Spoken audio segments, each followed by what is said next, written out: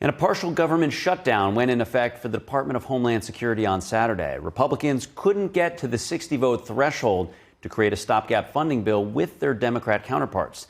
The Democrat leadership says they are looking for more reform in the operations of ICE officers. In addition to ICE, DHS is in charge of TSA at the airports, the Secret Service, FEMA, which responds to emergencies, and the Coast Guard.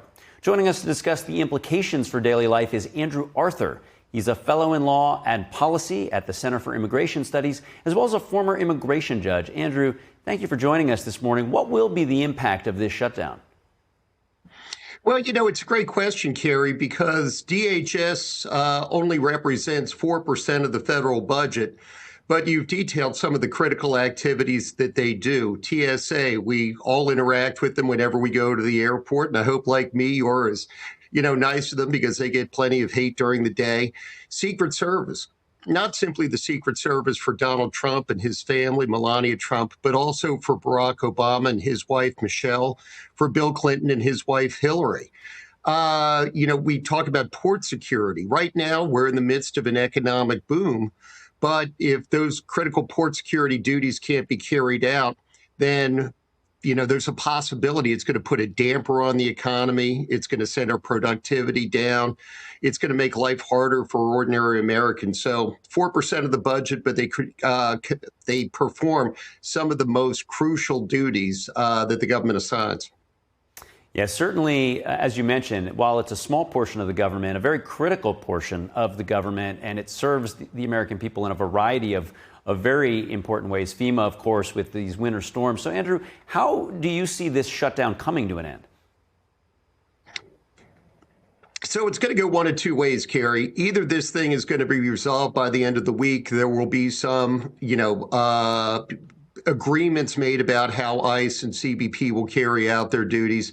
Or alternatively, this thing will stretch out for 6 to 8 weeks. The pain, the pressure on the American people will get higher. The pressure on the Trump administration will get more severe. But as we saw at the end of the last government shutdown, nothing really was resolved. None of the wish list that the Democrats that refused to fund the government wanted actually came to pass. Really, the only thing that it did was it inflicted harm on the Republican Party. And potentially that is the intent of this shutdown. I hope it's not. I hope that this isn't simple partisan politics because, the country's going well.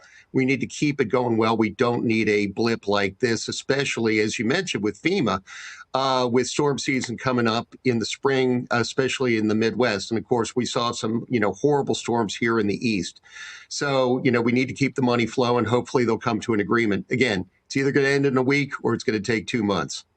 Yeah, I want to dig into your point just there. You said the last shutdown hurt the Republican Party. And I was curious, do you find that one party is hurt more as these shutdowns continue, especially if, for example, it seems like not having body cams on the ICE officers was something that everybody could agree that was a gap. But with the doxing and the attacks on ICE officers up, several thousand%, it would seem unreasonable to not allow these people to have their anonymity. So could you talk on that with your experience with immigration enforcement, but also to which political party you feel loses more should this shutdown go beyond the end of this week? So I'm going to answer the second question first. Inevitably, Republicans suffer whenever the government shuts down. Whenever Democrats control the White House and the Congress, Republicans are blamed as obstructionists. Whenever Republicans control those bodies, then the argument is made, well, you actually have all the power. Why couldn't you just keep the government open? The media is not exactly, even-handed, with due respect, as it relates to these issues. Now, when you talk about the masks and the doxing, let's just go back a little bit, Kerry. There was an assassination attempt that a gunman attempted to carry out on the Dallas ICE office. People forget that. There was a coordinated attack on an ICE detention facility in Alvarado, Texas. People forget about that. There was a lone gunman who attempted to shoot up the Border Patrol station in McAllen. That seems to have been forgotten. And yeah, Doxing is up 8,000%. Attacks are up somewhere around 1,500 to 2,000%. So there are a lot of officers, a lot of agents who have targets on their back. Tom Homan certainly gets his fair share of death threats. So this is a real salient issue. And I think that, ideally, the one thing that would happen is everybody would tone down the rhetoric. We've definitely seen a different enforcement posture ever since Border Czar Tom Homan went to Minneapolis. But the rhetoric continues. And now we have a lot of states that are, creating their own ice watches, official ice watches, where in real time they're going to keep track of what's going on. That can only end in tragedy for the officers. And in many instances, it can only end in tragedy for the immigrants, too, when people attempt to interpose themselves in the middle of those debates. So until the adults enter the room, and again, maybe that'll happen by the end of this week, maybe that won't happen until sometime in April. This really isn't going to get resolved, but we need to have a national conversation on it. Perhaps some good can come of this. We can have that national conversation and move forward. Is there anything that we can learn from the last shutdown as a way to bring this to a more expedient conclusion? Well, unfortunately, Democrats probably learned all the wrong lessons from the last shutdown.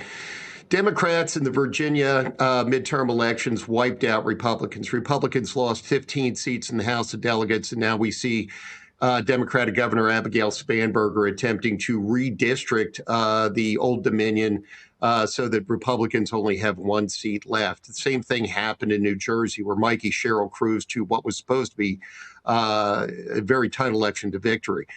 So, as long as there are rewards to be had from shutting down the government, shutdowns are going to continue. Hopefully, Democrats will listen to people like Rahm Emanuel, former White House chief of staff, people like John Fetterman, senator from Pennsylvania, realize that shutdowns are never good for the American people, even if they do hold some temporary partisan advantage. But, these are contentious times, Carrie, and unfortunately, neither party wants to give a step. Don't be surprised, though, if you don't see Donald Trump himself step in, get involved in the negotiations, get something done. Andrew Arthur, thanks for joining and sharing your insights. Thanks so much for having me, Carrie.